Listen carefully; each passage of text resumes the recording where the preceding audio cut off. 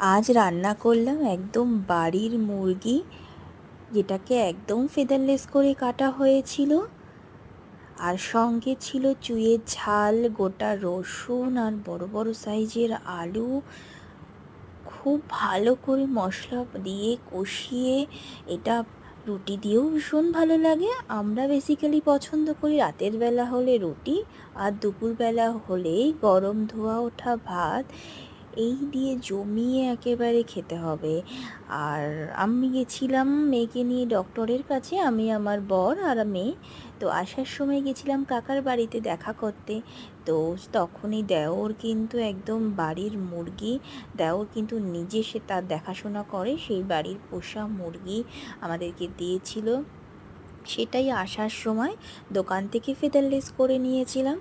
আর বাড়িতে এনে ফেদারলেস করাটা একটু সময় সাপেক্ষ ব্যাপার। আর আমার বরেরও কিন্তু শরীরটা ভীষণ খারাপ ছিল, নাহলে ওই কিন্তু করে দিত। তো এসে খুব তাড়াতাড়ি করে ধুয়ে মশলাপাতি দিয়ে ঝাল ঝাল করে একদম লাল লাল করে বানিয়ে নিয়েছিলাম মুরগির ঝোল। আর সঙ্গে ছিল একদম রুটি, নরম তুলতুলে রুটি দিয়ে, মানে জাস্ট জমে গেল। আহা!